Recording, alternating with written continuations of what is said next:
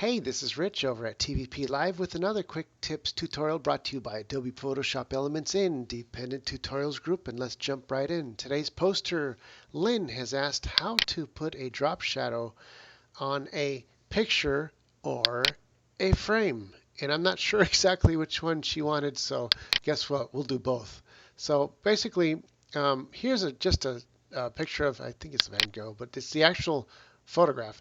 And here's going to be a frame, a picture frame. And what I did was I deleted the white background. So it is in itself a PNG, or ready to be saved as a PNG. So let us first work with the frame before we work with the picture. And I'm going to create a new layer, and let's just put a white, choose white, get the paint bucket and paint it in. Bring that layer to the back, so now we got a white background. This way, this allows us to take the frame and simply right click on it, go to Edit Layer Style, and this is where we're going to do the drop shadows for pictures or frames. 135 is kind of standard lower right corner, so I just always change this to 135, and you'll see that that changes up to the upper left.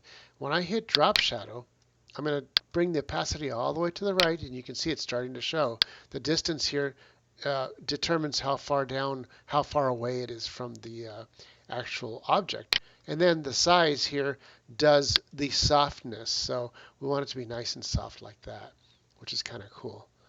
And we like that. What we do is set it up like that and then bring the opacity down to a more natural looking photograph. So we like it right around there. I'll hit OK. But before we do that, or maybe after we do that, let's bring in the photograph. So let's bring that in over here. Now we can do the same thing, but let's pop that photograph. Oops, wrong way. Pop that photograph a little bit smaller.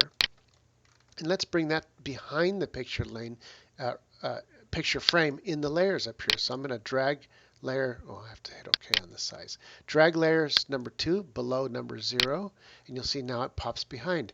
I'm going to lock the picture frame so it doesn't move when I try to grab the actual picture. And now I can move the picture around anywhere I want. I'm going to resize it a little bit smaller so that it fits this frame kind of nicely. Let's go even smaller. How's that? Does that look good? Looks good. We like that. So now we have the picture behind the frame, and the frame has its own drop shadow in front of the picture. Now we want to get rid of that drop shadow that's going onto the picture. So let's take this effect that we did on the picture frame. I can unlock it, go back to the picture frame, right click and edit layer style, and I can turn off the drop shadow. So now what we want to do is create that same shadow, but not on the inside. How do you do that? You just marry these two. Oops, sorry. I forgot to declick and hit OK. So if you marry this picture to the frame by simply taking the layer and right-clicking and hit merge down, it merges both layers. Watch the layers turn into one layer here. And now the whole thing is just one layer. Now I can right-click, hit it layer style, hit the drop shadow, and turn it back on, and bring the opacity all the way up, bring the distance down a little, bring the shadow up to where it looks all kind of nice, and then now take the opacity and drop it back a little bit to where it looks really natural.